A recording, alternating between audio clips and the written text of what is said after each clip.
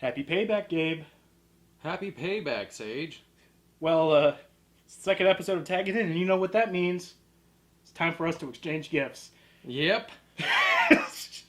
So, I got you this. I hope you like it. You want to go first? Oh, well, yeah, I'll go first. All right. I think you said you're setting the bar pretty high here. Oh, yeah. I don't know if I'll be able to live up to this. Feels like something. Feels like a figure. What is... Why? Yes!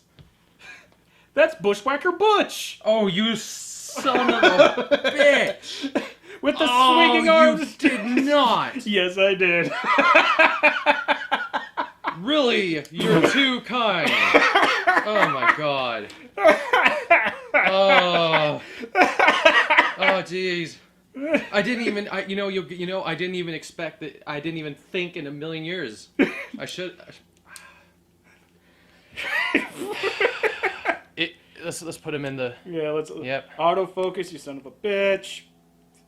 Yeah, I think it lost its wind-up capabilities a long time ago. That toy is nearly 20 years old. Yep, there it is. Oh my god. And all its... Our favorite tag team of all time. Yeah. The Bushwhackers. Oh man, Yeah, you did set the bar high.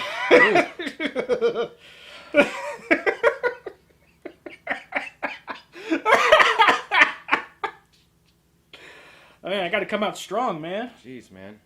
Like, I don't know why this leg is... Oh, okay, so this leg can move, kind of. He does... Like I said, the toy's like 20 years old, man. So how does this work? Does this... I think you just can rotate it like that and Don't care. God, that's terrible. You know what? I hope this didn't cost you, I hope this did cost you a lot of money. No, it didn't. It's like a first edition, like rare item. Yeah, it's rare, Where but... the hell do you find this? Please don't tell me these are popular. Oh, no, they're not. God damn. Yeah, good job. I mean, You got me. You got me. Oh my god, with the pants at first I thought it was like a Dudley, but no, it's Bushwhacker Butch. Oh, jeez, man. That just ruined your day, didn't I? Oh, man. So, don't you... Well...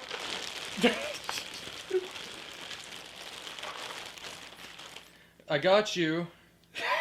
Yours and everyone's favorite wrestler. Oh, did you...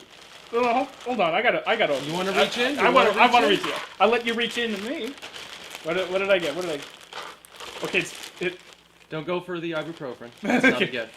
Unless you want it to be.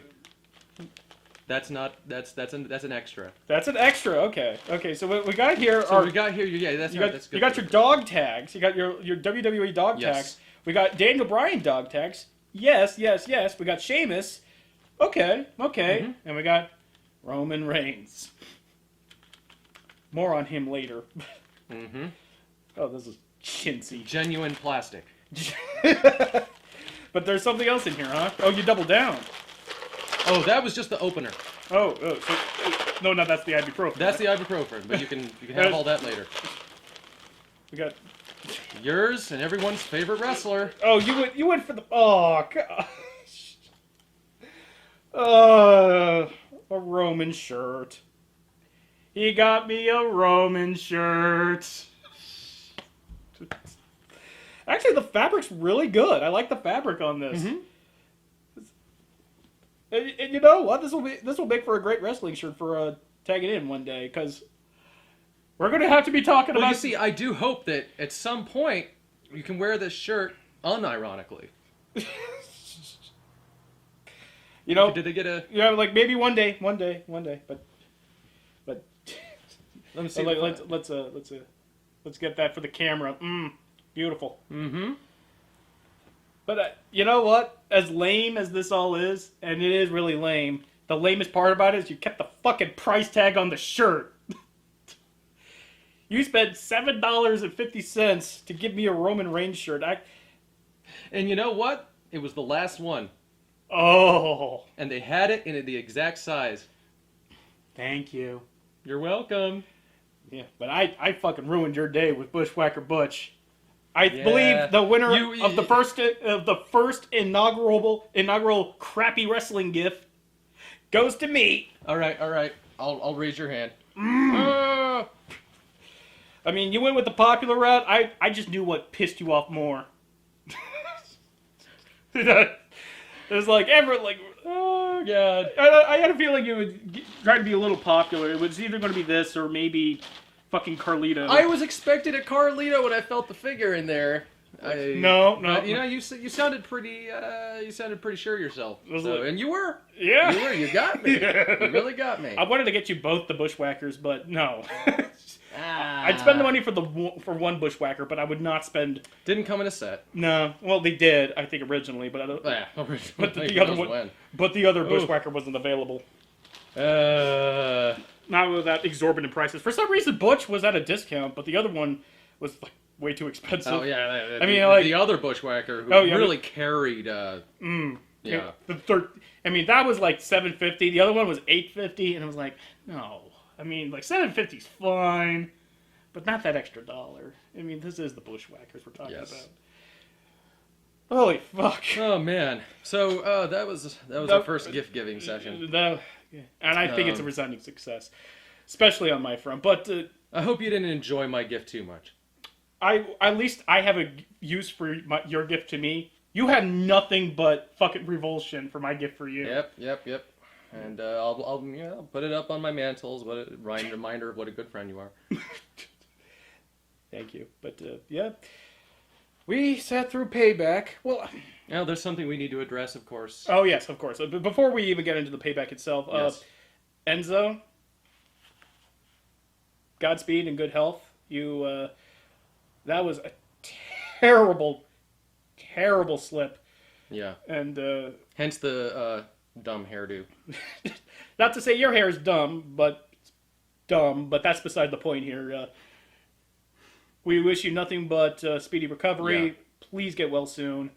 Big Cass and the rest of us miss you. Yeah. Oh, and I just wanted to say, funny thing is, it really hit me hard because last night, I was going over using his persona kind of as being a front man in my band. And I was like, I could kind of try to rock some of his jokes and stuff, just for the hell of it. And then this happened, I was just like, fucking God, man. It was like trying to homage and... Yeah. So that hit me pretty hard. I mean, I was really, really, really scared when I saw him down there, and he was, I really thought, I was 45% sure he was dead. And it scared the shit out of me. Like... Yeah, well, I've never seen... I mean, I've seen a lot of injuries and stuff, but I've never seen someone go limp the way he did. Yeah, he was just knocked out cold. Yeah.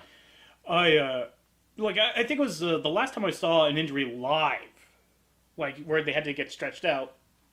Where they got stretched out was with, I think, was a Divas match with Beth Phoenix and somebody else, I forgot. And it wasn't Beth Phoenix who got injured, but it was the other woman. And she, obviously Beth was going to win anyway, but, she couldn't move. So they just had to do, a rush pin and then just get her out of there. Yeah, Beth Phoenix is... Yeah, that's my, probably my favorite or second favorite superstar. Definitely my favorite, former diva. So. But well wishes. Yeah. Nothing but well wishes. Speedy recovery. Good to see that you're already on your feet. And that, the best possible situation, the best possible outcome in that situation is the case in this case, is a concussion, which is obviously no laughing matter, but considering how bad that was, it could have been so much worse. So yeah, can't wait to see you back in the ring, man. But even though that whole injury just kind of cast this huge malaise over the entire event of Payback, and I won't lie and say it wasn't a factor of my feelings towards the pay-per-view as a whole.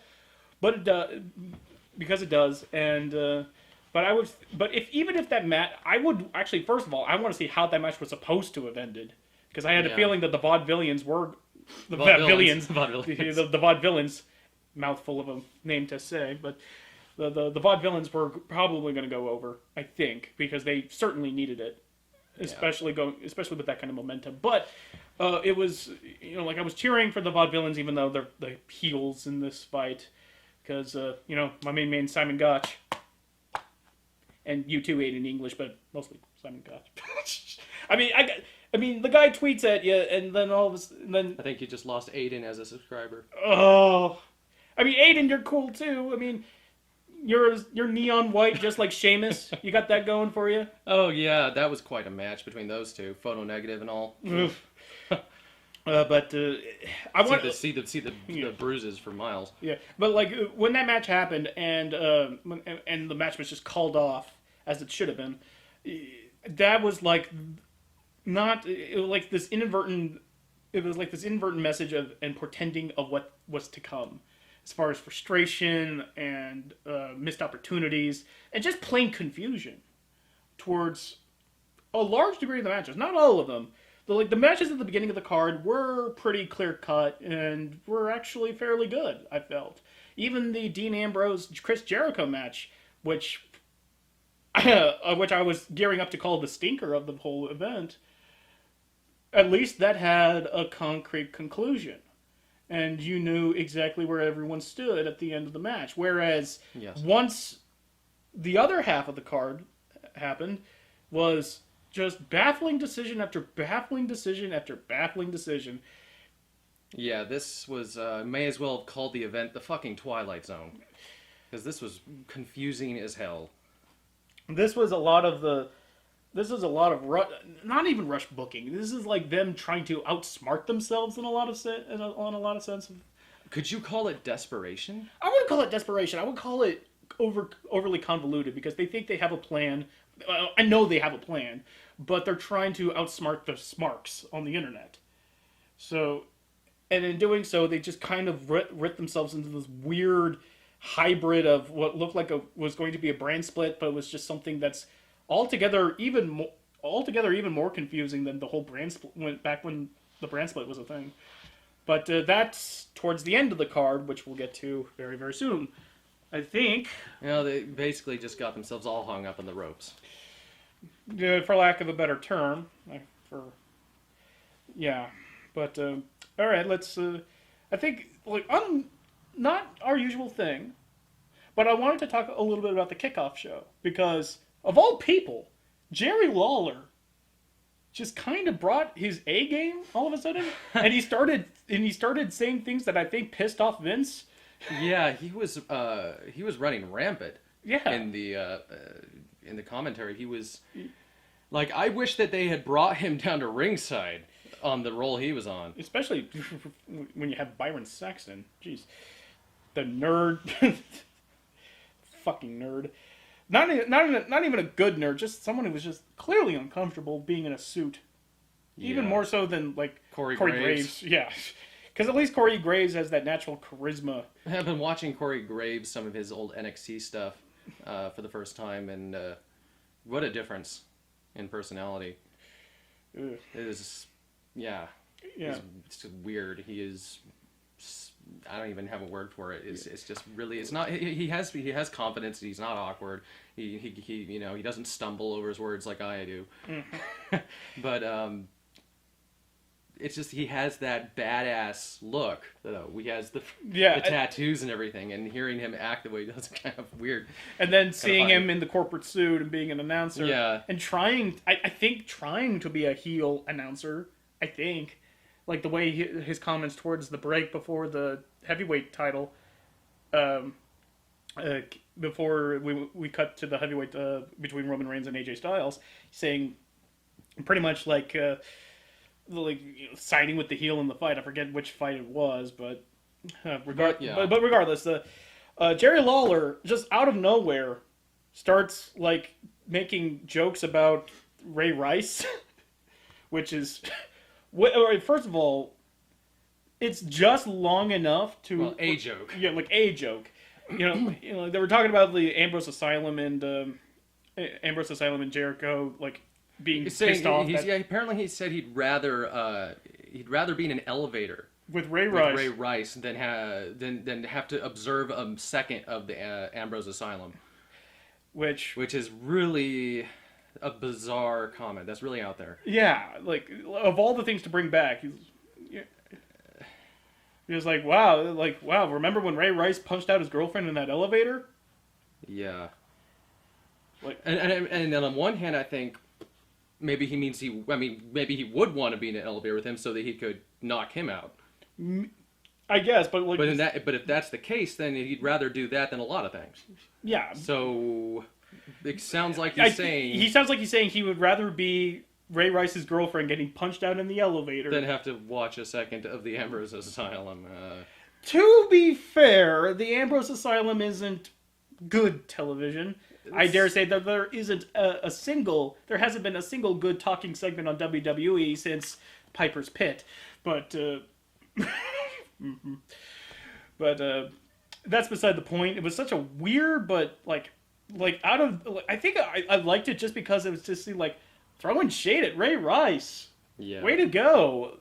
I mean, you're 2 years too late, but way to go. And then all of a sudden, he starts making comments about how fun it is to boo Roman Reigns. Ah, yes. So he starts saying that, you know what? Roman Reigns is a fun champion to boo. And then he's all smiles and everything. And then about, 15 seconds later, suddenly the smile just kind of Mona Lisa's and then it's gone. And he's kind of like, but let's get real. Roman Reigns, he's like, they ask him, it's like, who do you think's gonna come out? And he's like, Roman Reigns is a really good champion, actually. I'm for Roman Reigns. No. What happened was that he was asked, like, who do you think is the best? And, like, who do you think is going to come out? It's like, Ambrose. I mean, not Ambrose. Are you sure you're doing a better job than I did? No, like, he said, like, AJ Styles is going to win. It's like, who makes for a better champion, though? It's like, Roman Reigns, but AJ's going to win. But like, it felt like he had to kind of back off on his comment about how fun it is to boo Roman Reigns because he's kind of making Roman look bad.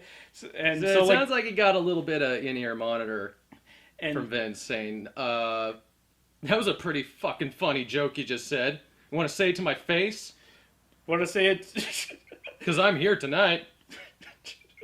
I love how, like, in your reality, Vince McMahon is talking tough about fucking Roman. And not Roman himself, but Vince is like... Vince is Roman's dad in the situation.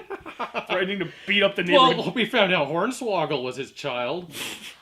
I would love an angle where it turns out that he's the brother of Hornswoggle. He's just Samoan, a small Irish person. Yeah. Finley is also... Finley's his son. Well, wasn't it? He was going to be the son of Finley. No, they reneged on the angle and said, like, no, it wasn't really Vince McMahon's son, it was Finley's son. Oh, right. Oh, sure. Yeah. So in this, like, make of that what you will, but the you really felt like the air was let out of Jerry Lawler's balloon when he had to make that comment. Like, well, if I'm being honest here, like, he had to make sure that the rest of the WWE universe knows for a fact that he likes him as a champion, even though he's just said that he's so fun to boo. Are you saying that he's a fun champion because it's fun to boo him? I suppose you can. I suppose you can work with that, but well, all I can say is after seeing Roman Reigns' performance tonight, I wouldn't exactly call that fun. But that whole match was not entirely Roman's fault. No, it wasn't entirely his fault. Although the sluggishness thing, we'll get to that. Well, the last thing I wanted to say about the Kickoff show was the little gaffe that Renee Young, was that the female announcer? I always blank on her name. I think it's Renee Young. I think yeah. Renee Young. Like she trying to hype the Jericho and Ambrose fight by saying it's the Lion Tamer versus the Dirty Deeds. Oh, Renee Young. Chris Jericho hasn't done the Lion Tamer in over a decade. In fact, I much preferred him when he did do the Lion Tamer. That's a move that actually looks painful. Not this, not the actual. Oh God. I cursed the day that The Boston fucking Crab. I cursed the day that the Walls of Jericho became the Boston Crab. I remember when we remember when the Boston, sorry, the Boston Crab. We remember when the Walls of Jericho was actually a lot closer to the Lion Tamer, to the point where I don't really know why they had both. No. But now he kind of goes full sit down and farts on the guy. What was with the goat on his shorts? I have no idea. Did it say goat? It looked like it said goat. Like he was wearing Daniel Bryan. Yeah, but he had no quarrel with him. He had no quarrel with Jericho. Had no quarrel with Daniel Bryan, but that is so far beyond the point. The first fight was actually probably the biggest surprise of the night. It was Baron Corbin versus Dolph Ziggler. Can you believe it? Ziggler wins! Is this real life? Like I should have known that Ziggler winning would have made for you thought the rest of the pay-per-view was going to be topsy-turvy. Oh, this whole pay-per-view felt like a roll of the bones for each match. Mm-hmm. It was really weird. The match itself wasn't bad, but it was very, very standard fare for a Ziggler match. And Baron Corbin, there wasn't a lot of good in-ring chemistry between the two. No, not exactly. No, it wasn't bad. It wasn't good. It was all right. Yeah, but the only real spots in the match that really got my attention, besides the fact that Baron Corbin's head has now reached such ridiculous heights of hair gel. I wrote a comment here that said it looked like somebody used his scalp to clean up the floor of a motor pool. It's not quite. I don't know if it's as much as Roman Reigns. Well, at least Roman Reigns' hair is thick enough so that way. Yeah. But with Corbin's hair obviously thinning, that the hair gel just makes it even worse. I'd say it's still better than his old comb over down short hairdo. That was just he didn't look like as much of a badass. The long hair definitely suits him better. He looks more like the lone wolf. I think that he should go for a top. If I don't say so myself, shave everything but leave a top knot right in the back, a long ponytail, kind of like the D2 Barbarian, if you will. Diablo 2. Yeah. D2. Diablo 2? Yeah. Sorry. Because you call it. I played it so many times that it goes to D2. But yes, kind of like the Diablo 2 Barbarian. Mm. I think that would be a pretty good look for him. Just maybe even get tattoos on his head. Oh man, I don't know. Getting tattoos for your wrestling gimmick has always been what happens if the gimmick doesn't work? Now you got these goddamn tattoos. That's true. I don't mean necessarily like Umaga on the face, but at least you can wash that off. At least that was face paint. That was not an actual face tattoo. That's true. And I'm also not talking about the Arrival thing where you got the fake Widow's Peak thing going on. But let's move on. You mean the Ascension? I'm sorry, not the Arrival, the Ascension. It's like the Arrival. Well, granted that they both suck. The worst thing about the Ascension is certainly not its name, but I would say that the Arrival sounds a lot more in line of what they are than the fucking Ascension is. But other than that, there was some sloppiness in the ring. I've noticed when Dolph Ziggler looked like he was about to do a flying clothesline, but he didn't exactly have his arm stretched out, and Baron Corbin just caught him with his boot for a big boot. Mm-hmm. But what was he trying to do that Corbin intercepted with the big boot? He just hit me! Oh yes, I love moments like that. It's you understand why they have to happen, but it's very funny when you think about what the motivation was of a wrestler when he's about to get hit by somebody else, but he was going for something. But if he actually went for it, he wouldn't be able to take the spot as well as he should have. So it's kind of sometimes you just end up with someone going, ah! Was he about to do a frog splash off but it kind of reminds me of in The Men Who Stare at Goats, where George Clooney's talking about the maneuver where you intimidate your opponents and shock them by running and jumping at them like this. Of course, it doesn't work when he tries it. The men who stare at goats. I thought you said like the minister of goats. No, the men who stare at goats. It's like, was that like a wrestler I haven't heard of before? Like, No. when you said George Clooney, it was like, what in the good goddamn hell is he talking about?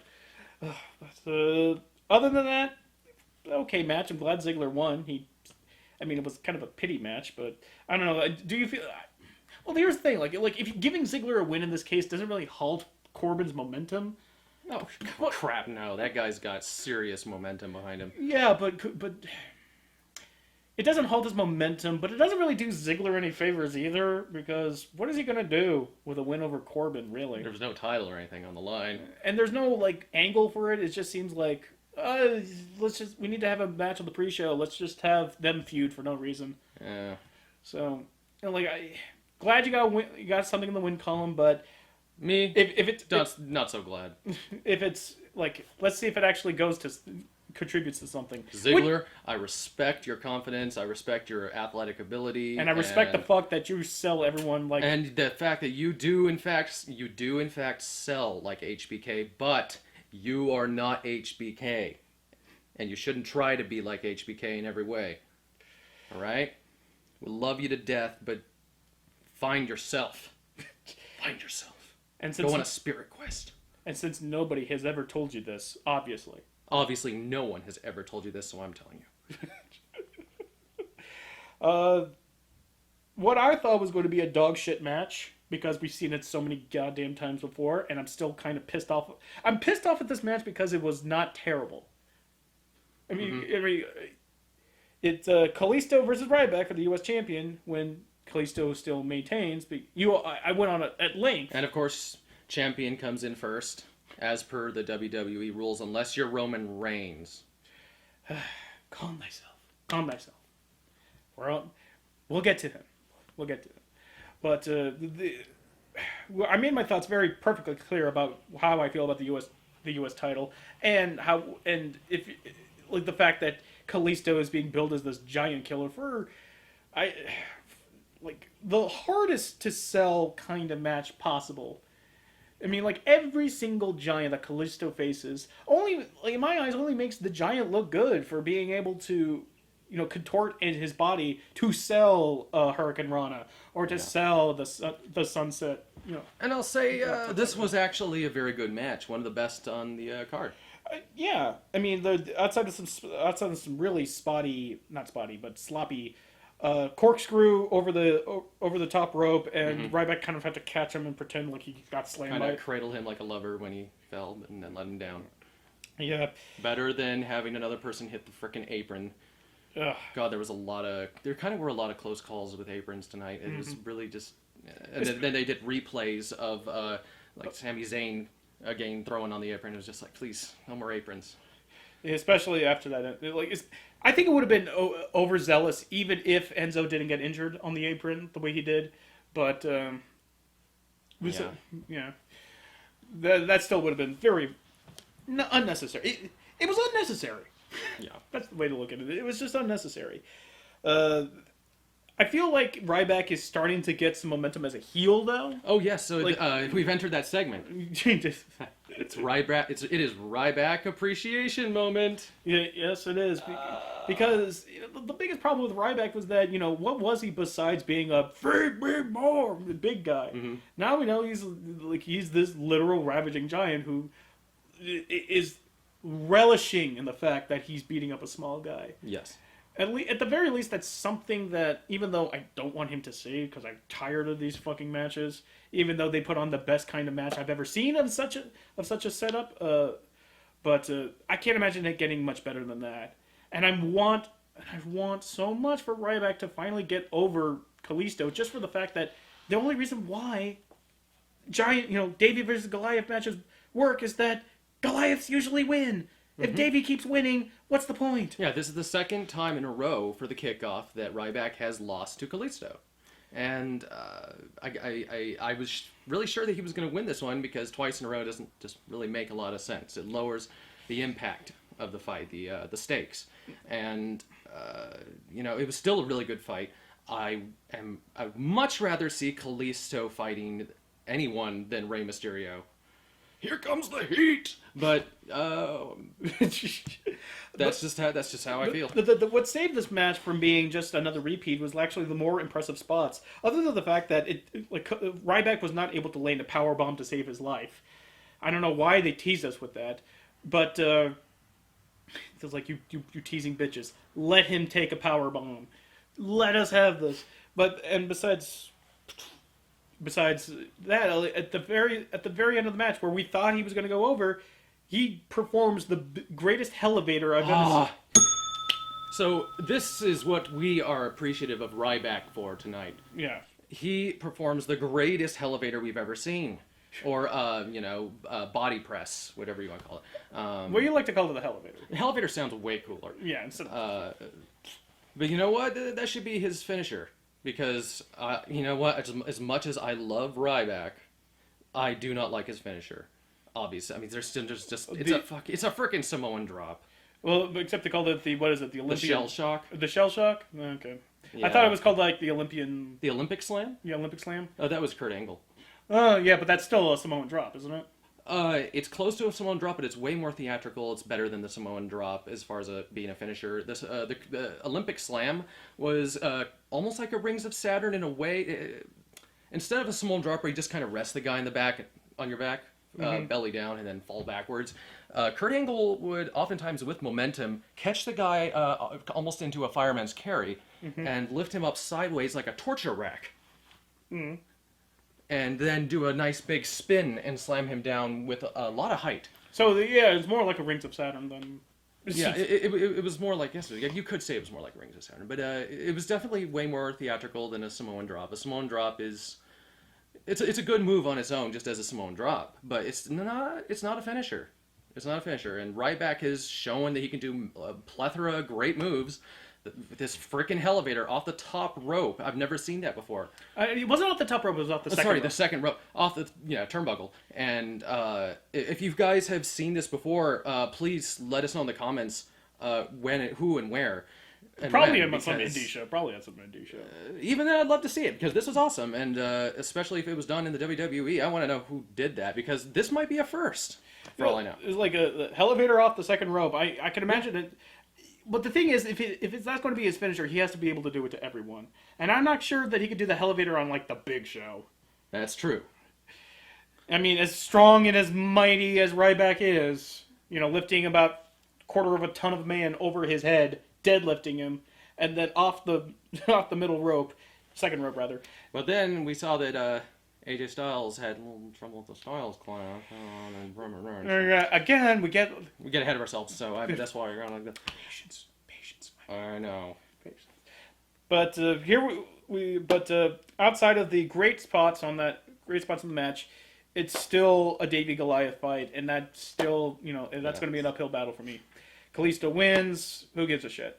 Yes. Oh, I wanted to speak since it's still Ryback appreciation moment. Yes. Yeah. Ryback said something on the show before this. He said, "Feed me more." Mm-hmm. And what do you think he meant by that? Moving on. Like, is he speaking to his haters that he wants them to feed him more, or is it like more? Is it more philosophical? Okay, we'll move on. God damn it.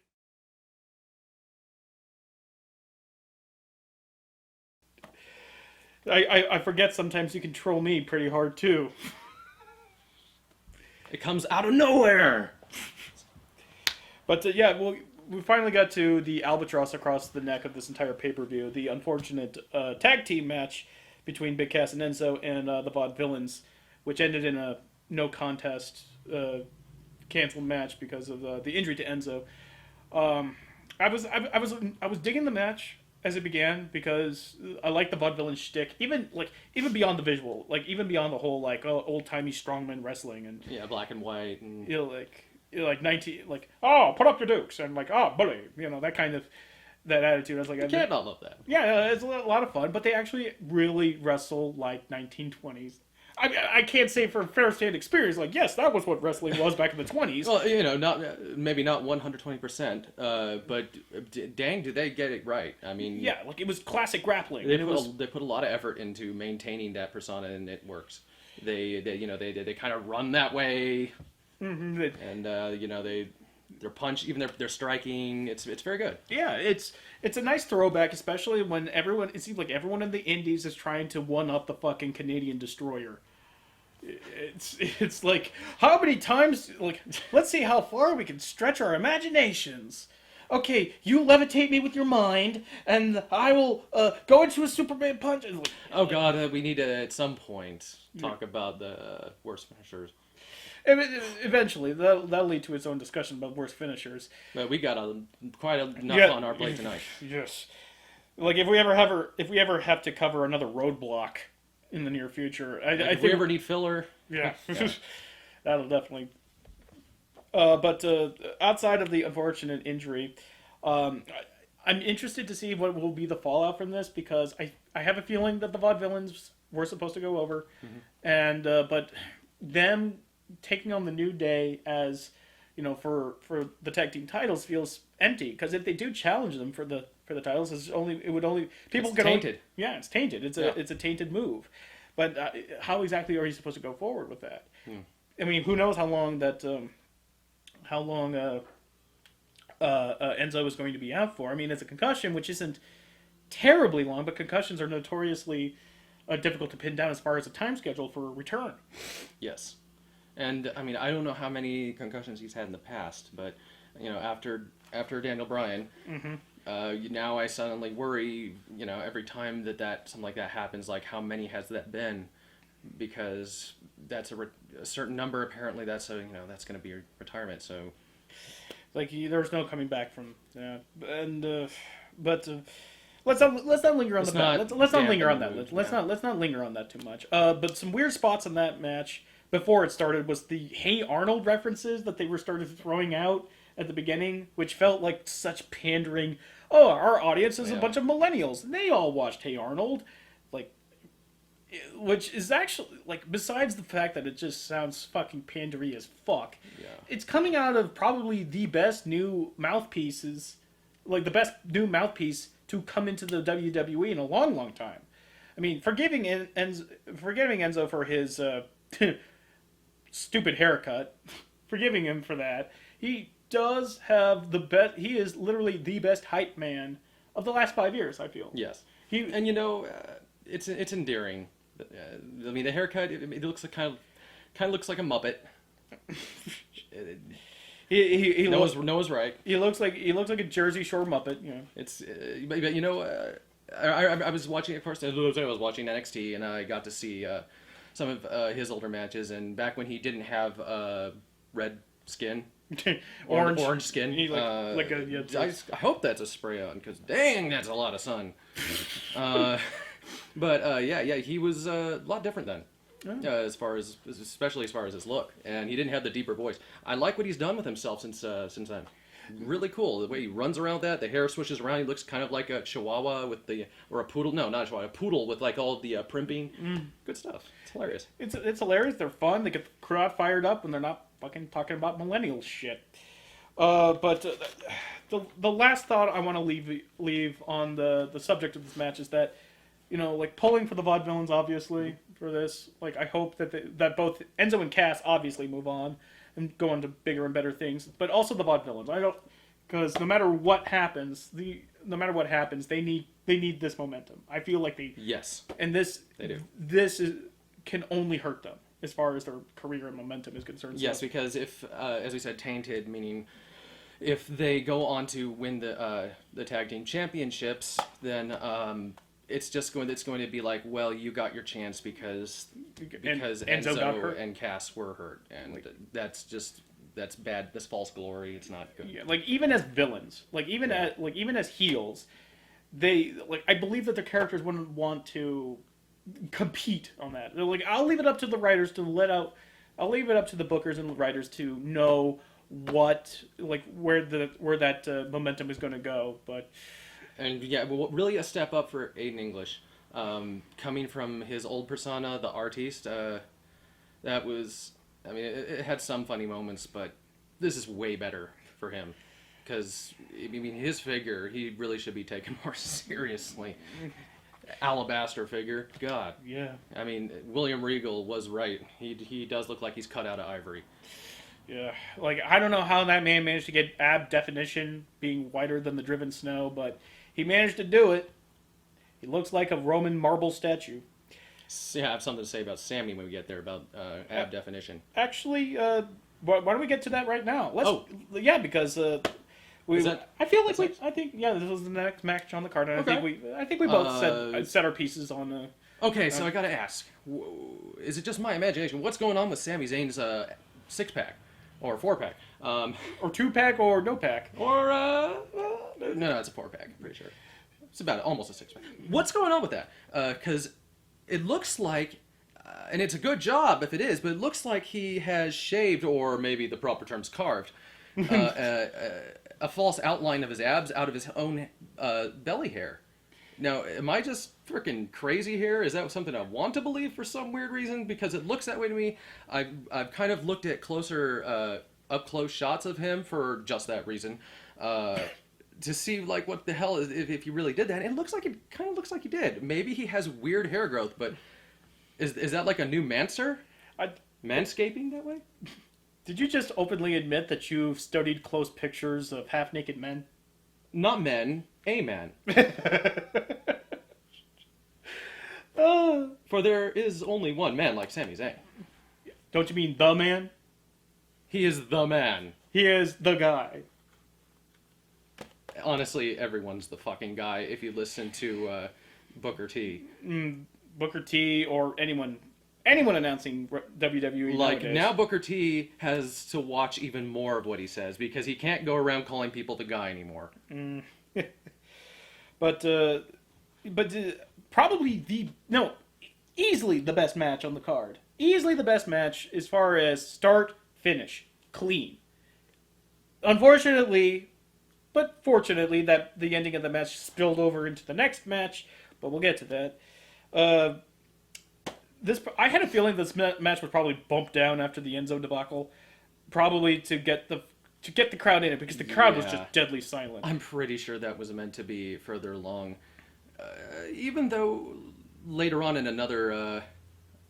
they had the feud continue, but spilling into the next match. Like I have a feeling that the Jericho Ambrose fight was supposed to follow the Vaudevillains but no, instead it's. But if that was the case and they did bump it down, that means that the feuding into the next fight was not planned. No, because I believe the card was supposed to be that Jericho and Ambrose were supposed to follow the Vaudevillains and Enzo and Cass, and then after that was going to be Kevin Owens and Sami Zayn, followed by The Miz and Cesaro. So that way you would still spill over into the Miz and Cesaro fight. Okay. But they said, okay, we'll bump these up, and we'll put the Jericho Ambrose fight further down the card. If that's the case, which definitely felt it, because that Ambrose and Jericho fight did not feel like it belonged in its spot in the card, its spot on the card. But that's a different fight. But as I said, this is probably the best, most well orchestrated fight on the card, and you're like, duh, it's Sami Zayn and Kevin Owens.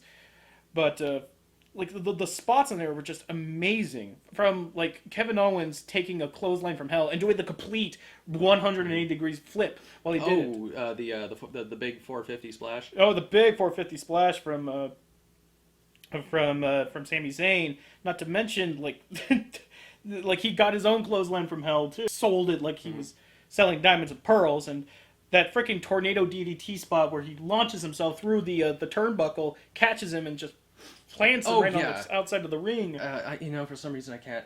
Does he have a name for that move? Because so far, I can't recall them ever naming it. It's just him diving through the turnbuckle and doing a tornado DDT. Seems like it should have some kind of witty name. I mean, like the only two blemishes on this fight, I believe, was middle of the fight where I can't correctly recall who botched the calling of the Blue Thunder Bomb. Oh, I want to say it's Michael Cole. I mean, I mean, like Smart Money says Michael Cole, but Maybe Byron. yeah, please correct us in the comments to see But somebody fucked that up in the comments. One of the commentaries. So what that really was it was some kind of scoop slam into a sit down power bomb. sit down. It was like a body slam, but it wasn't quite a power bomb. It was like a sit down scoop slam or something. I'm just completely speculating. Yeah, because I don't rightfully recall ever seeing anyone do that with a name that wasn't like, the whole, like, I was thinking of like Batista, like the Batista bomb when, like he sits down with them, but For some reason, Michinoku Driver is coming to mind. That's... I know that the more names I put out here, the more likely I am to be wrong, so I'm just going to shut up. But whatever it was certainly not the Blue Thunder Bomb. Because he performed the Blue Thunder Bomb less than 30 seconds after that, and he correctly called it. Yeah. So... It was almost, it was so close together after that last one that it almost felt like they heard him say that. And he was like, Sami Zayn was like, what the fuck? That ain't the Blue Thunder Bomb. I'm going to show you. I'm going to actually show you a demonstration of the Blue Thunder Bomb. So Here you go. So that you fucking know it. God damn it. But the only other blotch on this is what kind of leads into the next match. Well, which was the best part of the match and also the worst part of the match. Like, it was the best part of the match because it led to Kevin Owens picking up the win and just declaring himself, you know what, I'm going to be on commentary. And we got to hear the dulcet tones of Kevin Owens just verbally slapping the shit out of Michael Cole and Byron Saxton just while the IC title fight went on. Oh, my God. Yeah.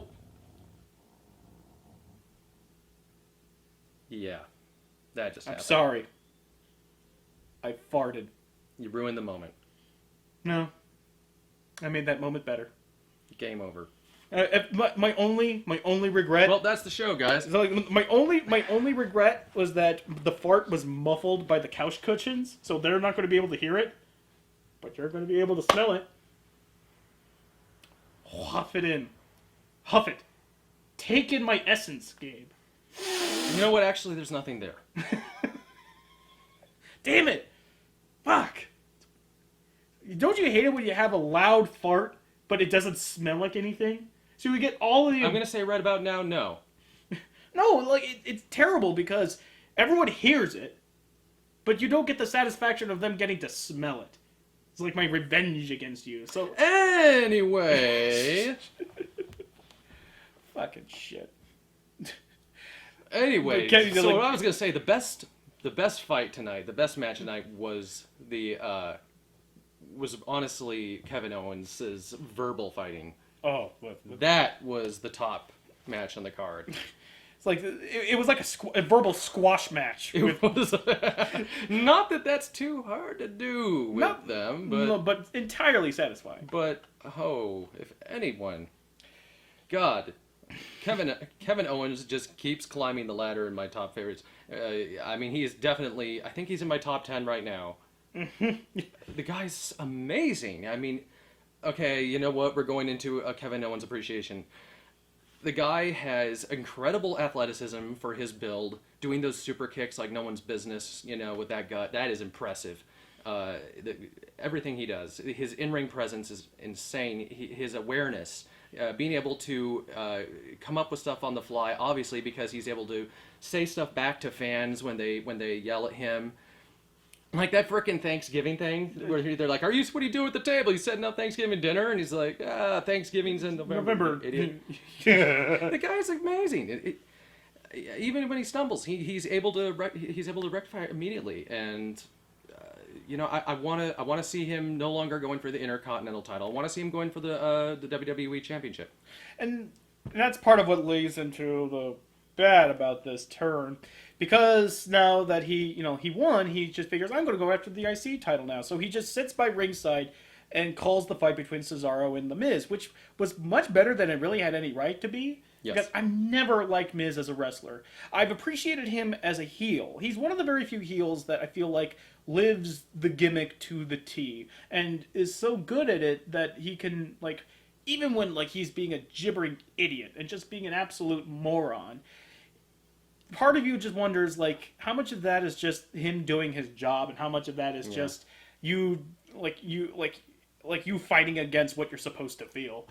I mean, like, there's like I don't know. I mean, the guy did eat fried chicken, over Ben. It was Benoit's bag. Let's just skip over that. You're gonna pull a Vince and just sound like no, not on my show, puppy. Not on my show. Apparently the guy did eat fried chicken over Benoit's bag, and he got thrown out of the locker room for like a good solid few months or something. For it. Good while, yeah. I mean, come on, would you... Everyone knows better than to eat fried chicken over someone's gym bag.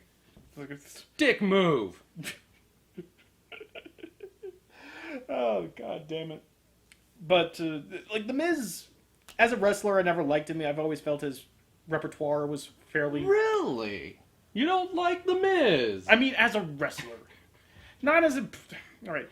As a performer and as a heel, I know what he's trying to do, and he does it well. As a wrestler, he's just kind of mediocre, I guess you could say. Yeah, like, skull-crushing finale is just a forward-facing DDT. Yeah.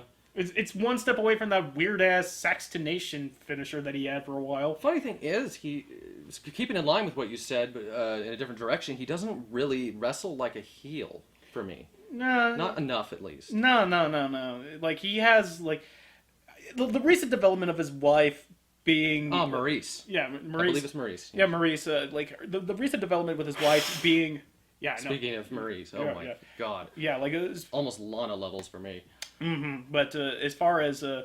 like, having the hot chick kind of help you win dirty the way she does, it's like, okay, that's more in line with what a heel is supposed to do. And it's effective. It's like, I want somebody to beat The Miz for the title. Because, actually...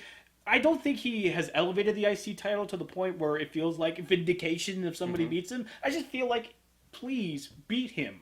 I don't care if he has a belt or not. Just, wipe that stupid-looking smug grin off his face, and let's move on with our pay-per-view. Let's put him in a match with Corbin.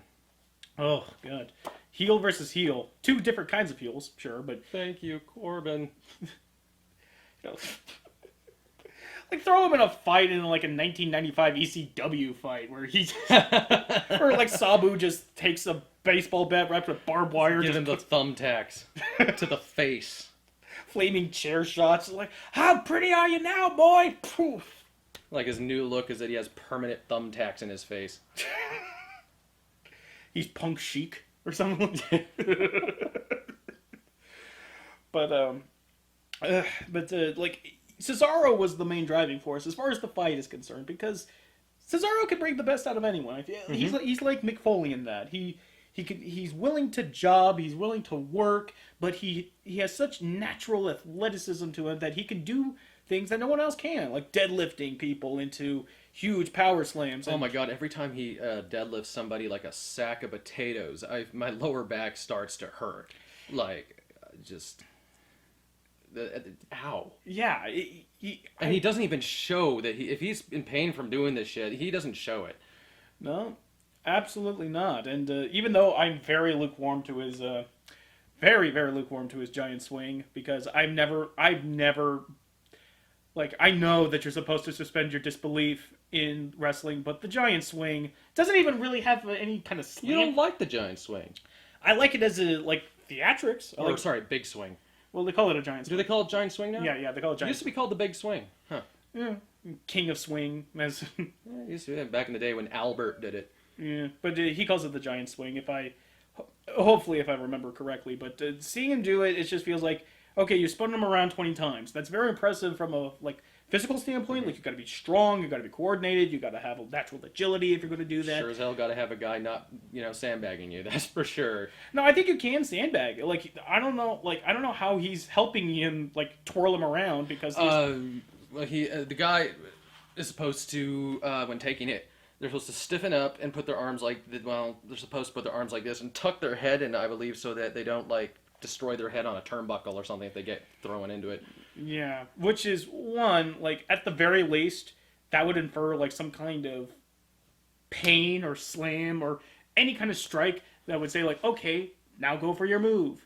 Now go for... Or sometimes, sorry to interrupt, actually, I think they might put their hands over their head to keep block from getting hit. Go Yeah, ahead. yeah, but Just in but case like I messed up.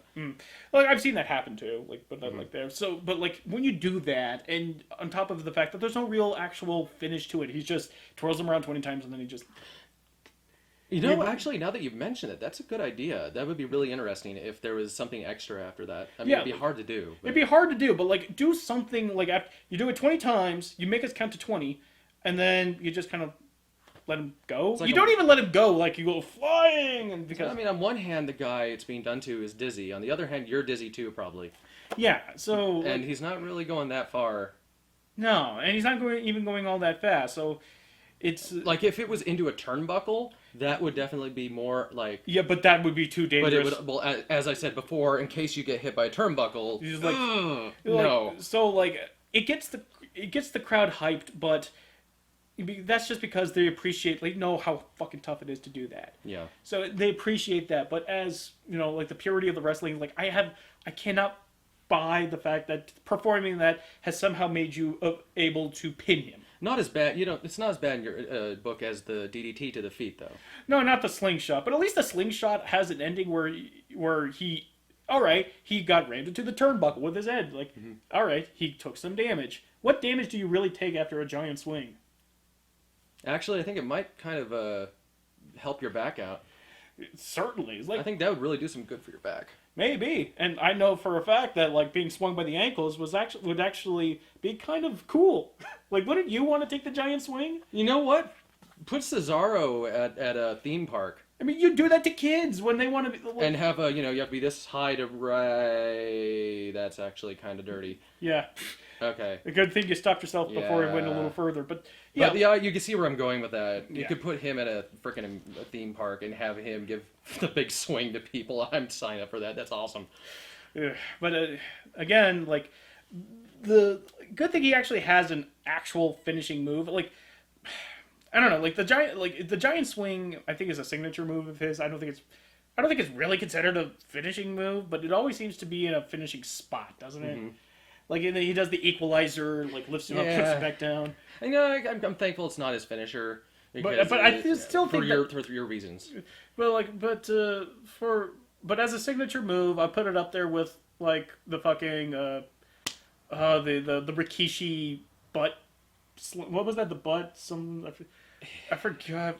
It's not hip thrust. I think. No. Like Rikishi's where he puts his ass in your face and just wiggle around in the turnbuckle. It's in that same lane. It's in that Stink face. Yeah, stink face. Stink face. Like Rikishi stink face and X-Pac's Bronco Buster. It's just one of those things where it just feels like it's like, why do you do that? It's like I get demoralizing your opponent, but I can't imagine why anyone would agree to take that. I can imagine why people want to take the giant swing. That's fun. That looks like fun to take. Yeah, really. But although the butt thump, I have warmed up to. I know it seems kind of dumb, but because it is kind of dumb. Because it is kind of dumb, but seeing Asuka do it. You know what? Maybe that's just because it's Asuka. I don't know. Yeah, because a lot of people, because it's more about the person doing it than the move itself. A lot of the times, if it was anyone else doing a people's elbow, people would realize that is just the stupidest fucking thing. But when The Rock does it, it's the most electrifying move in sports entertainment. Even though I don't buy it at all. Yeah, we've actually spent a long time talking about the big swing. Yeah, we did. But going back to the title, going back to the actual title belt, where the fight that Sami Zayn lost continues with Kevin Owens. He comes out of nowhere and basically spoils the fight and causes a dirty finish for The Miz to retain. Now, First dirty finish of the night. First and certainly not Ding. the last. First and certainly not. Now, this is the best dirty finish of the night because at the very least, I can understand why they need to keep the title on Miz. We need to create... that belt does look good on a heel, and right now there is no more effective heel than The Miz. He's gaining some real heat, and he's making that belt look all the sweeter when it's finally taken off of him. Which is the best thing to do. Now, I'm not sure who is going to wind up with it, but it might not. I mean, I want it to be Cesaro, but Cesaro doesn't want to do it. On the other hand, like Kevin Owens says he wants that IC title back, but I think that's a step back for him. Yeah. But on the other hand, Sami Zayn sounds like a perfect face for the IC title to wind up with. I mean, like, I could very easily see that on Sami Zayn's I can face. see any title on Sami Zayn. Oh, obviously, but As long as it's not covering up his abs, I mean, yeah. those sparkling hairy abs that you studied with a minute detail, magnifying glass and comb and tweezers. Again, does that work? Does that work, shaving your abs? Carving your abs on with hair? So how hard that is to maintain. But the belt needs to be on the Miz to, ramp up like when it's finally taken off of him. But just having him, have his wife cheat and distract the referee. Yeah, I was really surprised. I thought that was what was going to happen. I mean, that's what she's there for. I mean, other than looking fucking awesome. Yeah. Besides all of that, I feel like this now creates a fatal four-way, if you will, for the IC title, which I think will make for a good event somewhere down the line. Yeah. Yeah. So like, that's that's a dirty finish I like. Please, more. If you're gonna have to make a dirty finish like that, more like that, where it feels like it's more like character driven, not unlike the next dirty finish that we're gonna get to. The only finish of the night, by the way, that actually ruins the match that it happened in. Absolutely ruins it. But that's not the next fight. The next fight is the stinker of the night. I call it the worst match of the night by far, and that is simply Jericho versus Dean Ambrose, where Dean Ambrose gets a pity win. Nothing really happens. Like, Jericho tries his best to be the sniveling heel that he is, and he does do it fairly well, but it's not like he made Ambrose any better necessarily by having him beat him. It just feels like it was a waste of Ambrose's time. Nothing really grabbed, like, thinking about... finally he got a win. Like, he needed that win. At an event. He needed that win, but...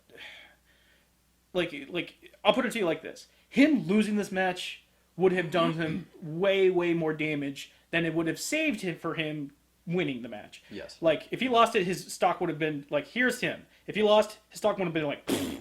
But if he won, there's, like, not a lot of margin of risk in this match as far as personal investment is concerned. And the spots in the match, were boring. I can't even remember one thing about that match they had that was at all, like, replay worthy, other than Jericho running to his mommy, the referee, on his knees. Oh, yes, that was great. Good on you, Jericho. Good on you for the performance, but as far as a wrestling match is concerned... Yeah, I mean, your wrestling may not be quite what it was, but dang, you still got your in-ring awareness. You got your... Yeah. Oh, okay. God. So... He sure knows how to be a heel. Yeah, he sure does. But as far as other heel moves on this, I kind of like the inadvertent homage to Street Fighter, the animated movie, where Jericho puts his heel on Ambrose's face, that does a heel turn, so he's digging his literal heel turn. A literal heel turn, where he's digging his boot heel into his face like that. And that's how Chun-Li messed up Vega's face in the movie. Oh. Yeah, like, she literally pirouetted on Vega's face. I know, it's... I need to see that again, that movie.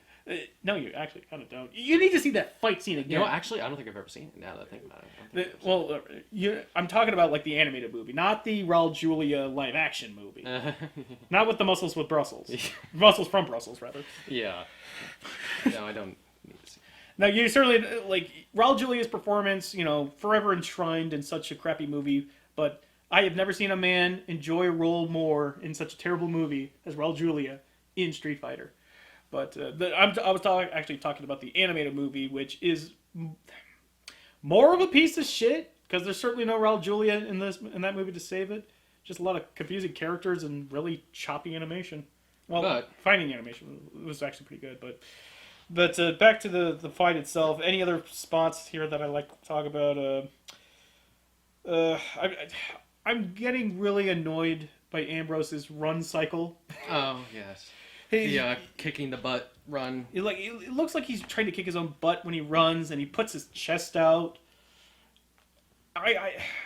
If you haven't seen it or haven't noticed it, there's no way I can verbally explain it to you. But the next time you see it, you certainly can't show it. Yeah, so the next time you see an Ambrose match, look for the spots where he's supposed to run, and you see the most spastic, unnatural running Well, gait.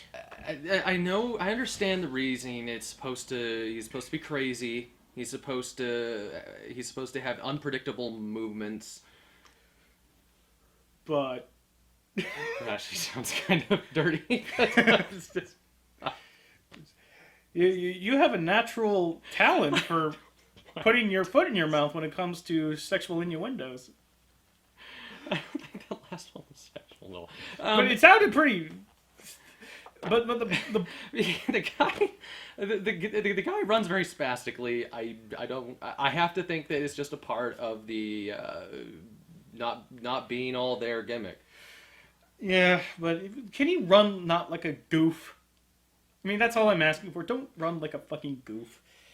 The one spot on the match where the best use of a slingshot I've ever seen.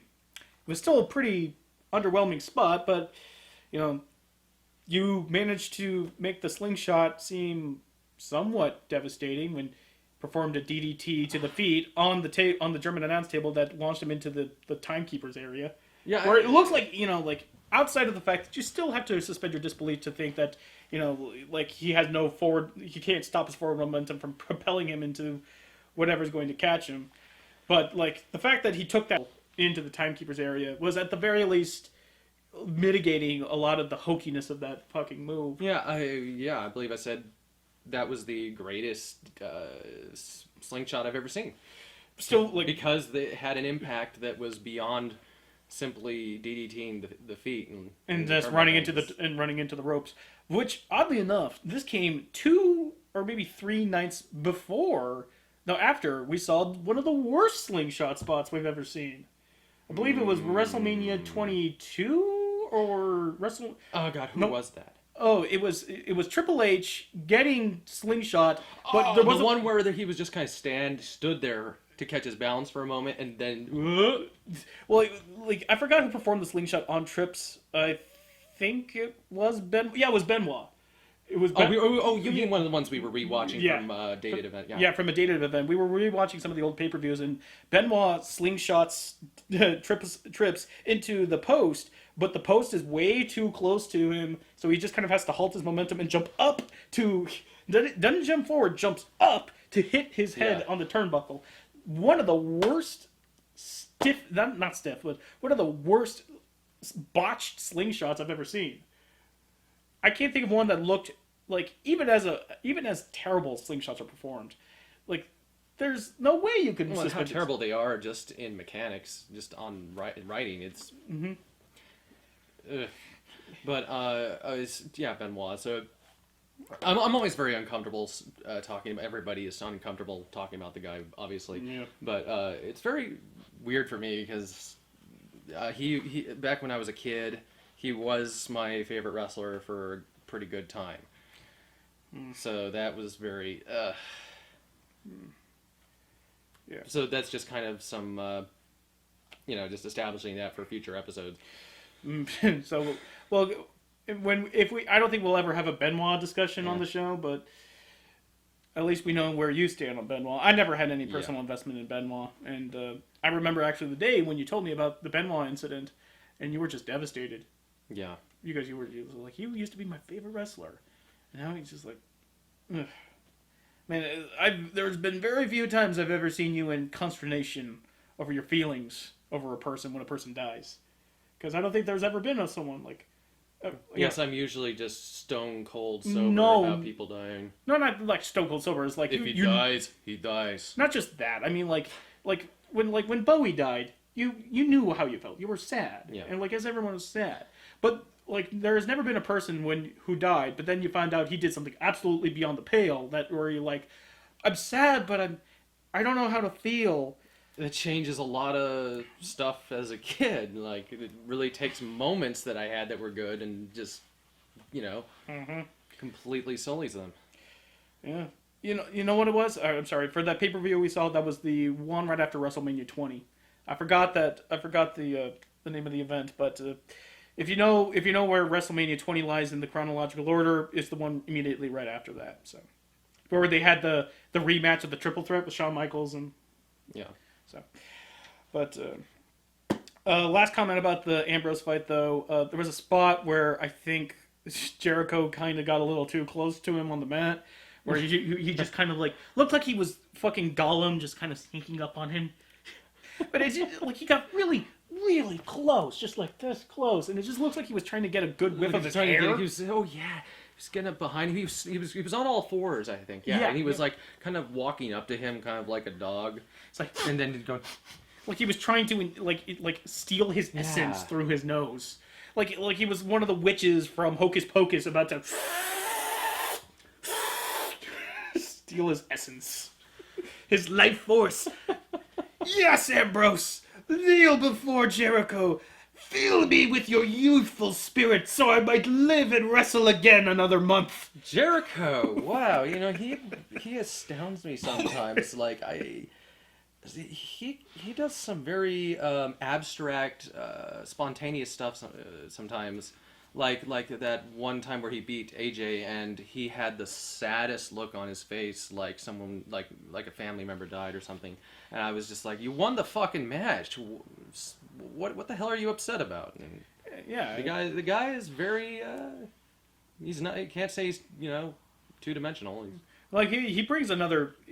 Like even when he's in a kind of a stinker, as much as this match is, because the reason why the match stunk was not so much about Jericho or even Ambrose. It's just they didn't really have much good in-ring chemistry. They just did their spots. It felt like it's very much might as well like I do this, then you do this, then I do this, then you do this. Match over. Ambrose wins. Okay. Yeah. The Ambrose Asylum. Not enough changes from what it was to what it is now. I mean, sure, there's the plant. But you know what? I feel like the Ambrose Asylum it feels like it should be a match. Mm. What do you think? Yeah, like it's a match type. If you want to make another Mick Foley as you originally intended to do, might as well have his version of the Boiler Room Brawl. Like Escape the Ambrose Asylum or Assault on the Ambrose Asylum. Like he has a guest. Maybe the first one could be he has a guest come on, and the guest doesn't know what's gonna happen, and then suddenly, ding ding, it's a fucking match. Welcome to the first match of the Ambrose Asylum, bitch. Dirty deeds, pin, done. Like I have no idea what that match type would go like, but I think it has a possibility. I mean, I think he's a strong enough personality that he could have his own match type. Yeah. So. Well, I mean, God knows, but I mean, he got the blessings of all those hardcore legends, Mick Foley and Terry Funk. Got all the blessings of all those hardcore legends just to not use them. And I mean, I'm kind of thankful he didn't murder people with a chainsaw. But I mean, what do you do? So what the hell do you do with a chainsaw? Do you just hit people with the blunt end of it? Because I've never understood that. I mean, he was trying to start it up, so he had the intent to turn on the chainsaw. I don't know if he was going to maim somebody and cut their limbs off, or if he was going to go cut wood. Or, you know what? Noah brought it up, and I would have laughed if they actually had gone with it. If they found a way to do it. Uh-huh. Like, if he actually, got the chainsaw revved up and tried to use it against Brock, but then sparks just fly off Brock's body like it ain't working. Like it's actually like a foam chainsaw or something. And they're just shooting sparks at, like... It has like a spark thing, and it's that would have been pretty funny. Yeah. Oh god.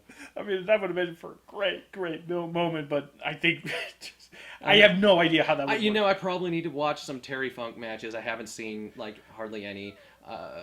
Wasn't my time, my scene. But I should probably go check out what the hell he did with the chainsaw, because I don't think he did much with the chainsaw. I think that was more of like a showmanship kind of thing. I think that was just like to scare. And it's really, really kind of difficult to ignore a man with a chainsaw. It's certainly an intimidation factor. Yeah. Yeah. Well, now we get to what I like to call the gift wrap dog turd of a match. Where foil wrap dog turd earrings. Mm-hmm. Where it looks like it's going to be good, and like the package is all nicely splayed out. It's got the right color coordination of ribbon to wrapping papers, like well wrapped. And on the surface, that's what this was. It was a Charlotte versus Natalya for the Women's Championship.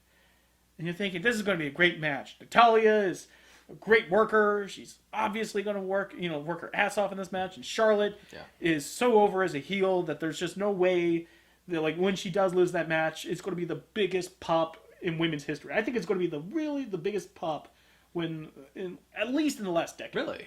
Yeah, at least in the last decade. When Charlotte finally loses that belt, and she will, when she loses that belt to whatever face, like maybe Bayley, maybe Asuka. Bayley, yes.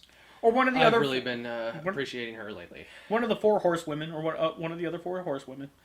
I would, like, the roof is going to tear itself off. It's like, yeah, Charlotte finally lost. Not because we hate you, Charlotte, but you're just too good as a heel. Yeah. So, that's a little awkward on the mic. Little awkward on the mic. But, oh god, she is good. And then you have the coup de grace here. You have Ric Flair on the ropes for Charlotte, but then Natalya has her uncle, the one and only, the best there is, the best there was, and perhaps the best there ever will be, Bret the Hitman Hart, on the ropes in Natalya's corner. And very, very medicated, I think. Oh, yeah, like he was... Understandably medicated. I'm surprised he was able to... The most he was able to muster was like a little fist pump here and there. Like he... until the end. Until the fucking end, but like, the fact that he's there, and the fact that he is just... Him showing up in the WWE is a hard thing for him, I'm sure. So, a hard thing for him. So thank you. It's a hard thing for him, especially just a few months after getting, treatment for prostate cancer. And especially considering how the writing for this. Yeah. So the match is going. It looks like a fairly good match. Charlotte hits off the ropes woo. She just Irish. Oh, yes. The first thing she does, she just runs into the ropes, runs at Natalya, and just goes woo. Okay, I'm gonna diverge a little bit because this reminds me. But what she does remind me of what Kevin Owens did, starting up these false moves where so Kevin Owens. I'm going back to Kevin Owens. Kevin Owens had a headlock match. I don't know if you saw this match on main event, but it's like I almost don't want to ruin it. But he has an entire match where like over half the match is him doing a headlock.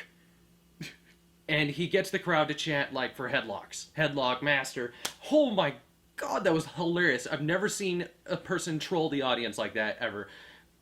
I think that's one of my top 5 favorite matches, just because of how amazing that was. It was stupid, but I know it's not a great athletic, a great athletic match, but when you the gall. The gall and the performance. But, so he does a thing where he runs off the ropes and he goes, I'm going to do a move, headlock. And she does a thing like that. She goes off the ropes, she's going to do a move, and it's just, woo!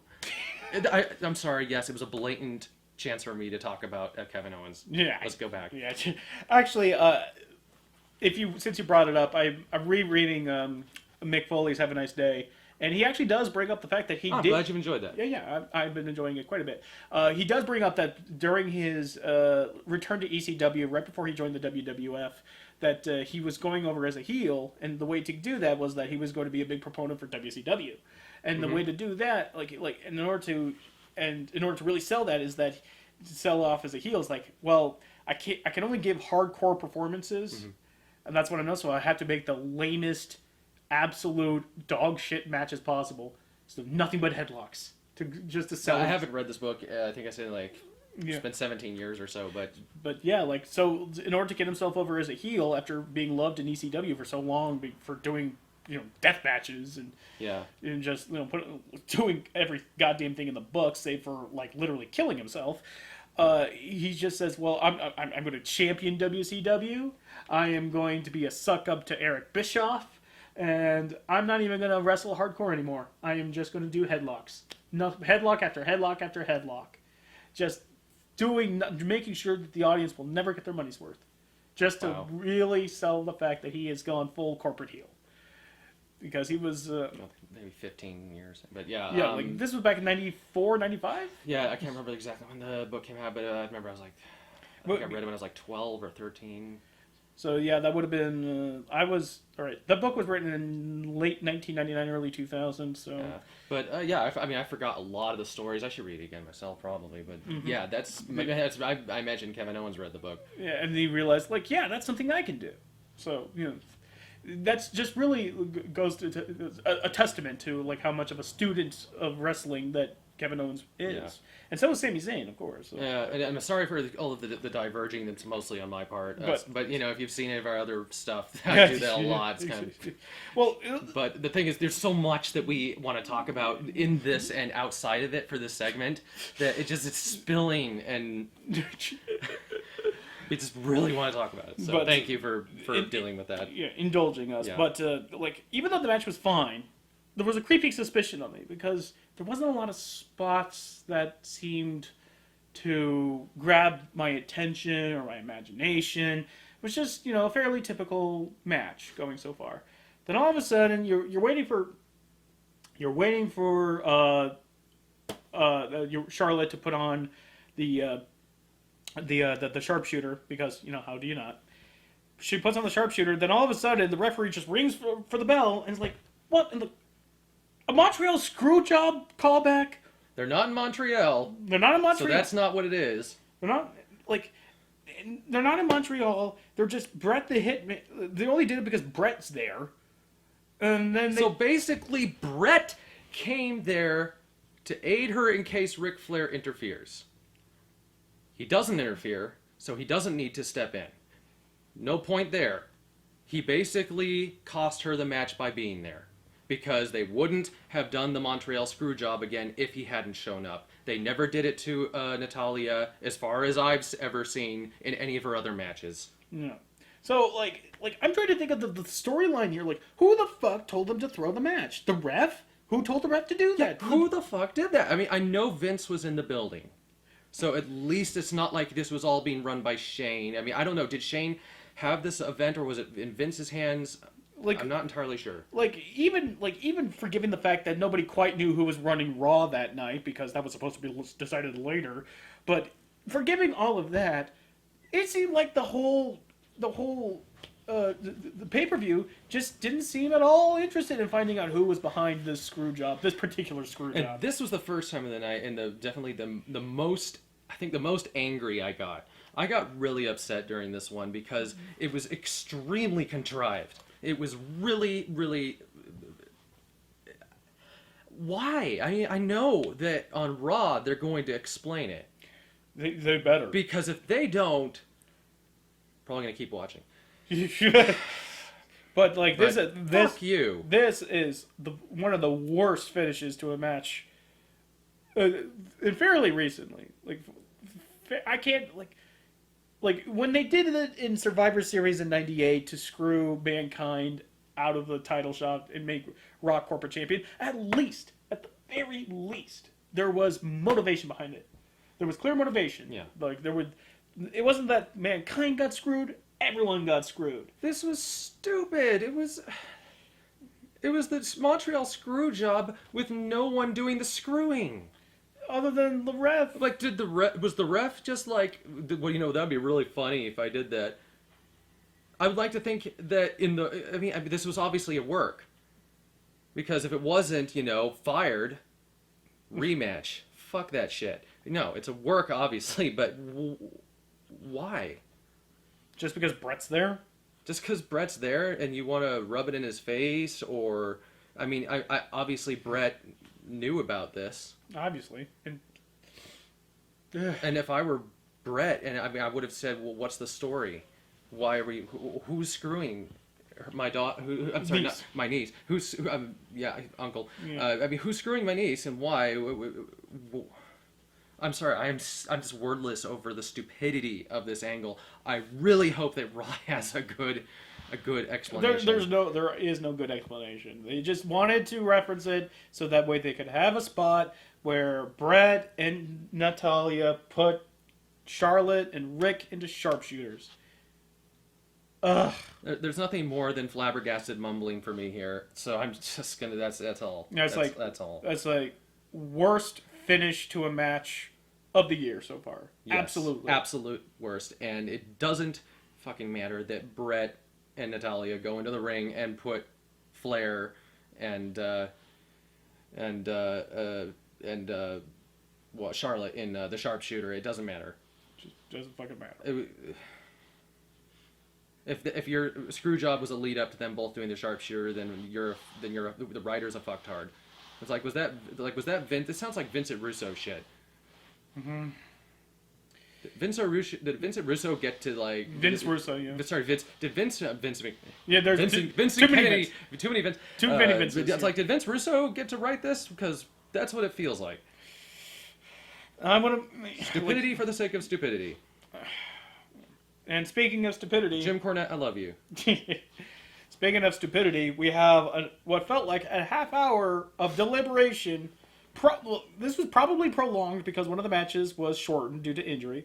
I felt like, when Stephanie and Shane and Vince came out to the ring to ostensibly, get themselves over. Like, just so, like, Shane could go, like, I'm loved because I'm not an idiot and I'm not a heel. And then Stephanie's just trying to be, you're just pandering, Shane. Stephanie. Go. In so many ways. Just such delicious anger. Oh, God. And then Vince just, Vince doing his Vince things like, you know what? I want blood. You're both going to fucking run Raw. Let's see who emerges the victor. Who's going to kill who? Thank God that song didn't come out now, because that might have been It's going to be bad blood. Yeah, bad blood. But yeah, Which, might as well be a brand split as far as I'm concerned, but... I realized before he said it, I was like, okay, I see what he's going to do there, but I didn't way beforehand see that happening. I thought that it was going to be his classic style of, it's going to be one person running Raw, and it's going to be me! That would have been pretty underwhelming because, well, of course he's going to do that, but I'm glad they didn't. On one hand, I could totally have seen them doing it. I'm glad they didn't, just like you said. Yeah. But... Or just like a wild card person we weren't even thinking of. Like that might have been kind of interesting. Hornswoggle's back! Hornswoggle's back! Oh, God. Roman Reigns is running the show now. I love him so much. He's my son. He's my actual son. My Samoan son. But so we got to sit through 30 minutes of that to finally the weirdest match, not the worst match, the weirdest match of the night. Count 'em, 2 false dusty finishes. And I know why they did it. That's 3 dusty finishes. No, they did. The true finish was not a dusty finish. No, I mean of the night. Yeah. 3 during the night. Yeah. Mm-hmm. That's 3 dusty finishes, quite a bit. Wait, no, the whole Natalya thing wasn't a dusty finish because there was a clear, decisive victor. But there was a dusty finish earlier in the night, wasn't there? No, because a dusty finish is when somebody the match ends and no one quite knows who really won. Yeah, I know. Like DQ matches or dusty finishes oftentimes, or like countouts. One of the earlier matches. Was checking the bill. It's like, no, pretty much everyone won. I mean, The Miz won by, The Miz got a distraction win, but he still got a win. So, I mean, if you want to stretch the definition of a dusty finish, you could say that the IC title belt match was a dusty finish. I think we're talking about the Enzo. Well, yeah, but that's not a dusty finish. No, I mean, I don't remember. Enzo, that match was called because Enzo got injured. That was not. I just remember earlier in the pay-per-view we were I remember we said that was a dusty finish. Well, I just don't remember what it was, but it's not important. It's obviously, obviously not. Yeah. But this match had 2 dusty finishes between AJ Styles and Roman Reigns for the WWE title. And first, AJ got back into the ring, but he couldn't get Roman back into the ring before the countout, so he won by countout, but which couldn't, he couldn't get the title. But then in comes Shane to say you know what? No, under the new era, this is not how the championship is going to win. It's going to be a championship title is going to end. So there is no countouts. It's leading up to this. Roman Reigns was wrestling very slow, very sluggishly. He seemed extremely gassed. Yeah, but then as the match wore on, he got, like... Well, what happened was the second thing happened. The second thing happened, which, there was... No, it was not... Like, it was a low blow by Roman Reigns, which... He apparently did an uppercut, what was supposed to be an uppercut, and he landed right in his jewels, and... right in the phenomenal jewels. Yeah, right in the phenomenal jewels, and that was... Phenomenal, too. Yeah, where it was a DQ for, for the low blow, but then in comes Stephanie to say that, no, that won't end this way either. You gotta fight until we got a clear victor. I mean, as soon as the second one happened, we knew she was gonna come out. It was a pretty obvious writing. It was like, yeah, Shane's gonna do his thing, she's gonna do her thing. But when have you ever seen that many mess ups happen in a match? When have you ever seen a freaking count out and then followed by, okay, let's continue the match, and then a disqualification? Like, even as a work. Like, mistakes never happen like that in matches. Not like that. Like, even as a work, though. Yeah. Even as a work, that's just really, really stretching it. It is, but I can understand why they did it. They needed this match to go in as vanilla because everyone in the world was expecting that there would be some kind of dusty finish that would allow the belt to still remain on Roman without burying AJ. And they tried, and they succeeded that, and then they said, no. We're going to take away some stipulations. So on one hand, that outsmarts the smarks, and secondly, they're trying to instill the fact that there is going to be change without actually really changing. But it was so derpy the way they did it. Yeah, like I said, this is them trying to outsmart themselves or outsmart the smarks and making things way more convoluted than it was. Especially for the ending that we got, where Roman Reigns wins, albeit the thing is Roman Reigns, in my opinion, like watching this as a movie and interpreting it as characters and not as not as a shoot, as a work, but watching it the way it happened, I say Roman Reigns was the heel.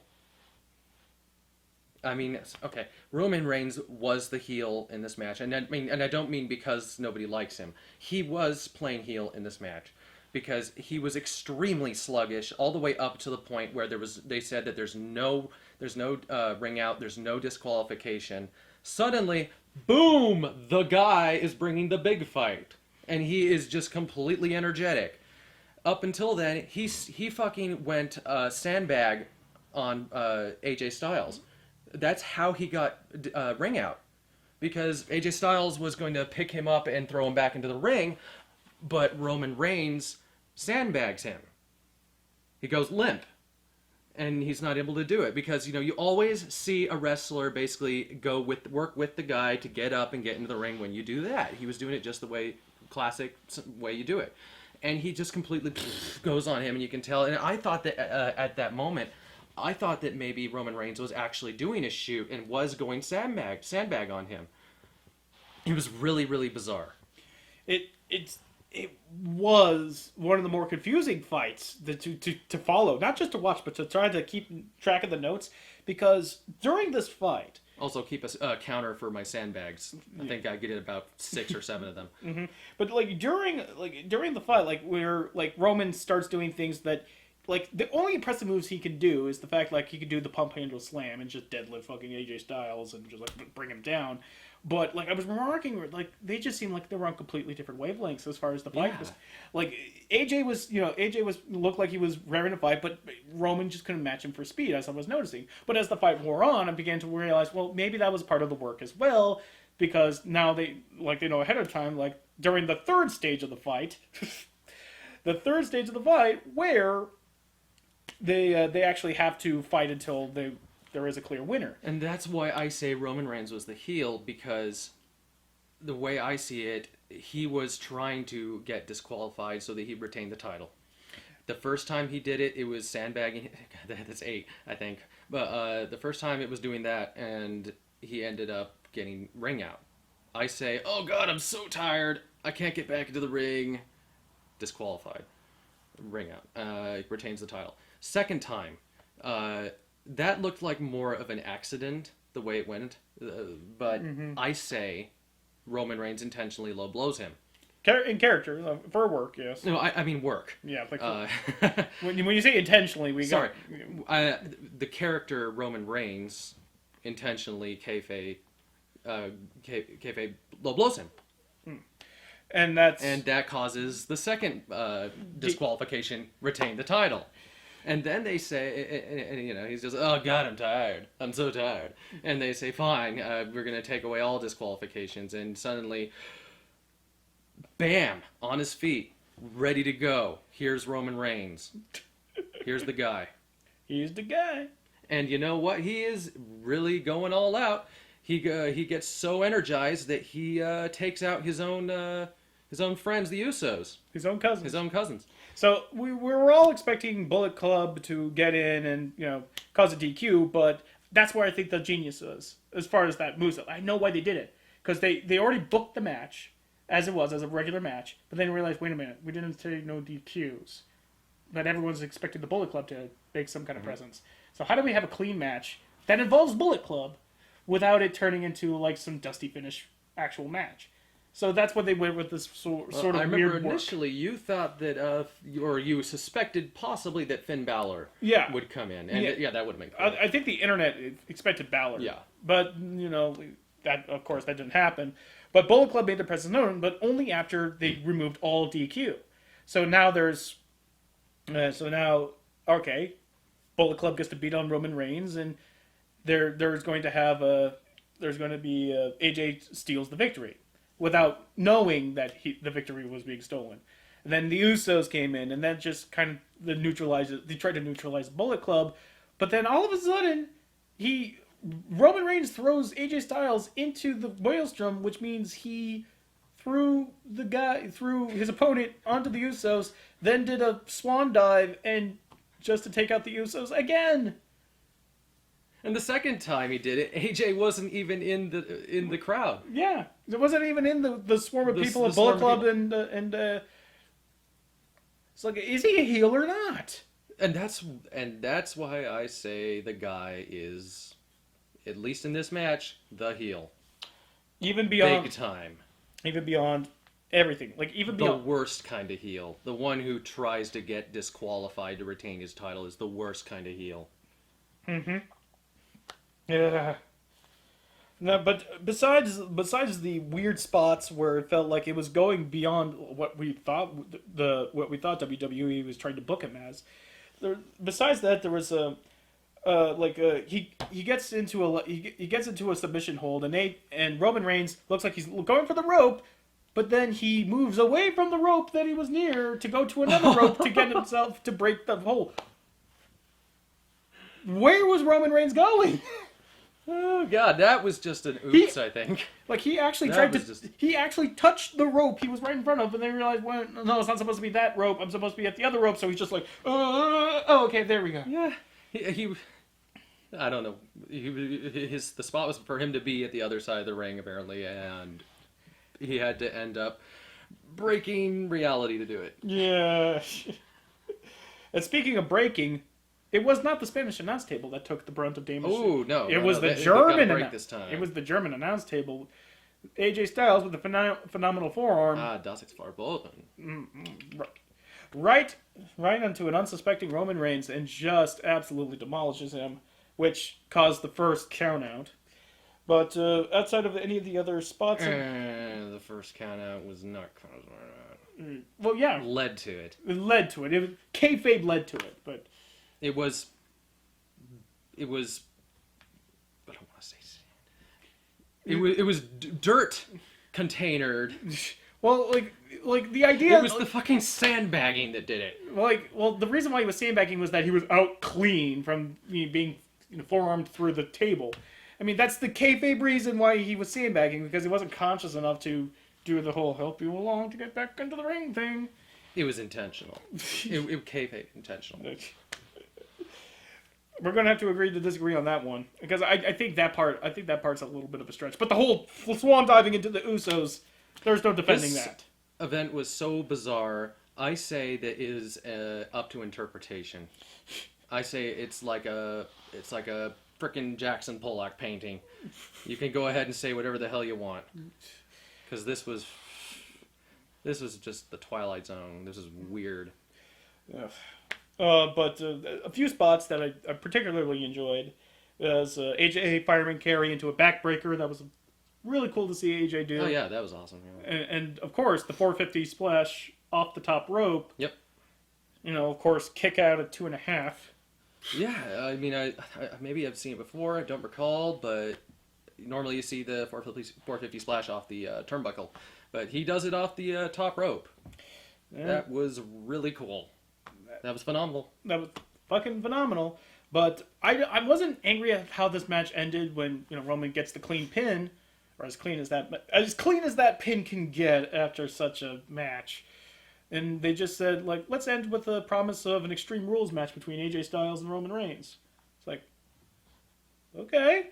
I know, it's like, you sure you don't want to take a night to consider what you want to do? You want to do it, talk about it right now? Okay. Don't think it's hasty? I don't think so. I mean, I'm game if you're game. Don't want to leave the audience to wonder what's going to happen a little bit? No, we're just going to do this. Just going to say it? Okay. All right, whatever. And that's how it ends. That's how Payback 2016 ends. Now, I ask you, Gabe.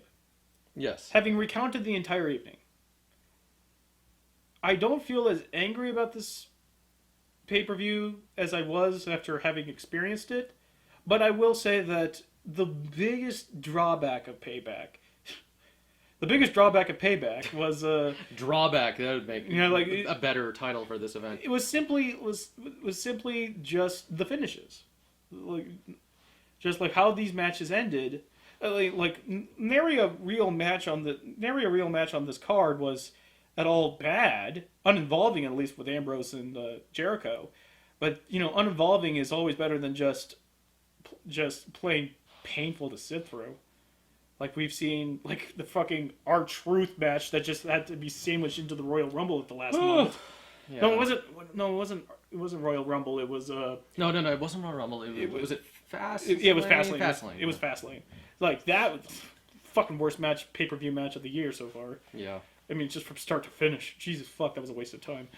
But like the endings of the match is what's the yeah. Actually, I know another fellow fan of wrestling who said that he basically just had to stop watching wrestling after Fastlane.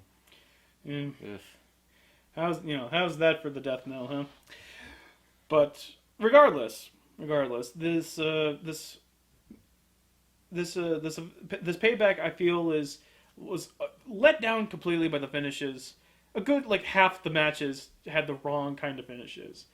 But at the very least, I could see some interesting setup. Except for that goddamn Montreal Screwjob finish. That, no good can come from that. Absolutely. That was the worst. And I feel like that's going to be one of those, like when Charlotte continues her career and she retires, that's going to be one of those moments where it's like, why don't we just forget about that? Yeah, really. Let's forget. Keep that out of the highlight reel. Yeah. Not that highlight reel, but yeah. Yeah, we'll keep that out of the worst part is, the worst part about that thing is, it's not like Ric Flair had anything to do with the Montreal Screwjob anyway. I mean, if it was HBK's kid, maybe. At least that feels a little bit more appropriate. Not Ric Flair's kid. But the thing is, it would still feel like, holy crap. It's like, I'm his kid. You're their kid. They'd be like, how cool would it be if we did that again? But where is the reasoning? At the very least, there is reasoning. There is kayfabe reason. I mean, not kayfabe, but there is memories. Somebody's got to be pulling the strings of the puppets. Yeah, somebody you can't escape from that. But from looking from the outside and looking in, you can understand why they wanted that moment to happen, even if there isn't a kayfabe universe reason for it. I can totally see the opportunity to do that, but let's have a reason to do it. Let's have a story. There's no story. Yeah, well, but I'm just saying, if it were the case, it would make it more palatable. However, that wasn't the case. It was Ric Flair's kid, and Ric Flair, who had nothing to do with the Montreal Screwjob. absolutely nothing. Made it even worse. Yeah. Just made it even worse. All you did, the only reason why you did it was because fucking Brett was there. Ugh. But like that one moment soured me on this pay-per-view.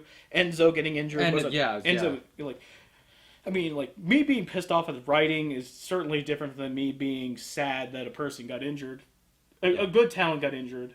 Or even a bad talent. Let's just say that it was a bit of a roller coaster of emotion for this event. Yeah, like a lot of confusion, some good matches, a great match, but, you know, some more business as usual, but at least there's some forward momentum in some key areas that I'd like to see.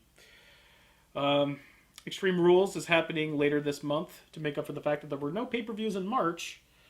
So, there was no pay-per-views in March. There was Roadblock, but I don't call that pay-per-view. That was barely an event. I think that was just sort of like a gimme. They didn't even have it on Sunday. It was a Saturday. It was more like a speed bump.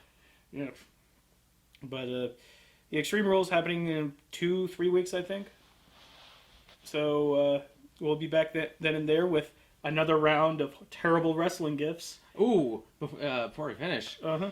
That reminds me, there was a comment. You know, I actually read some of the comments for the last one we did, and I know. And I gotta say, one of them was really got me. Really hurtful. Really hurtful. You know who you are? Quote, "Hey Gabe. Woo woo woo. You know it. I like Zack Ryder." The goal. I thought you were going to take this into a completely different direction. I thought I was going to have to cut this out, but no.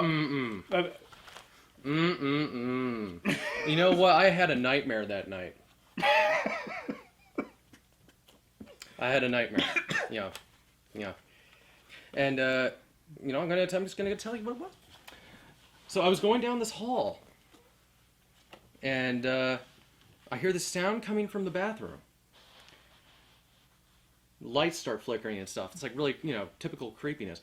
So I go into the bathroom, open the door, and I go in, and it's dark, and you know, I look over to the sink, and there's something in it. It looks like this little figure in the sink. I look closer, and it's like this little baby, but it's got the head of Zack Ryder. And he just points at me and he goes, "Woo, woo, woo. You know it." And that's when I turn around, and that's when I made the big mistake. I turned around, RKO down to nowhere. The next thing I know, I'm looking up, and it's Randy Orton. He's pulling his trousers down. He's pissing on me. And that's thankfully when I woke up. So thank you for that. Now he's farting. Well, that's it for me.